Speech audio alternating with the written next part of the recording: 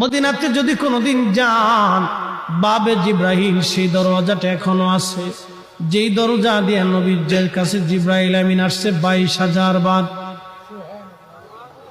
দাহিয়াতুল কালবির সুরত নিয়ে নবীজির কাছে আসতেন। হযরত জিব্রাইল আমিন এসে সালাম দিয়ে বসে গেলেন। মানবের বেশে জিব্রাইল বসে গেলেন। ইয়া রাসূলুল্লাহ, আল্লাহ পাঠিয়ে দিয়েছেন, আল্লাহ সবই জানেন, ভিতরে বাহিরে প্রকাশ্য অপ্রকাশ্য আগে পরে, আপনার অন্তর ভিতর বাহিরে সব আল্লাহ জানেন। তারপরও আল্লাহ আমাকে পাঠিয়েছেন আপনার কুশল জানার জন্যে। হুজুর গো, আপনি কেমন আছেন দয়া করে বলবেন ডি। আল্লাহ নবী ডাক দিলেন, জিব্রাইল হে, আমি অসুস্থ আছি, আমার কাছে ভালো লাগে না। আল্লাহর জিব্রাইল চলে গেলেন। পরের দিন আবার এসে সালাম দিলেন, জিজ্ঞেস করলেন, ইয়া রাসূলুল্লাহ আপনি কেমন আছেন? জিব্রাইলকে নবীজি বলেন, জিব্রাইল রে, আমি তেমন ভালো নাই, শরীর অসুস্থ, আমার ভালো লাগে না, অসুস্থতা আরো বেড়ে গেছে। তৃতীয় দিন জিব্রাইল আমিন আবার আসছে, হুজুর আপনি কেমন আছেন?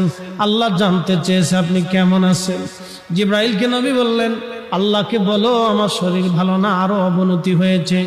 চতুর্থ দিন জিব্রাইল একা আসলেন না, মালাকুল মউত আজরাইল আলাইহিস সালামকে নিয়ে আসলেন।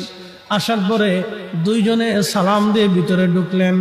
আল্লাহর নবী বললেন, ভাই জিব্রাইল। উনি কে? বলে আজরাইল। আজরাইল সালাম দিলেন, ইয়া রাসূলুল্লাহ, আল্লাহ আপনার খেদমতে আমাকে পাঠিয়েছেন। হুজুর, আল্লাহ আমার উপরে ফরমান চালু করেছেন, আমার উপরে রুলস আল্লাহ জারি করে দিয়েছেন আপনাকে সম্মানের সাথে নিয়ে যাওয়ার জন্য। ইয়া রাসূলুল্লাহ, ইয়া হাবিবাল্লাহ, তবে আল্লাহ পাক এটাও বলে দিয়েছেন আপনি অনুমতি দিলে আপনার জান আমি কবজ করব, অনুমতি না দিলে আমি আজরাইল ফিরে চলে যাব। আপনার যতদিন মন চায় ততদিন আপনি দুনিয়ার মধ্যে আপনি উম্মতের মাঝে আপনি থাকবেন। একবার আওয়াজ তুলে বলা যাবে কি আল্লাহু আকবার?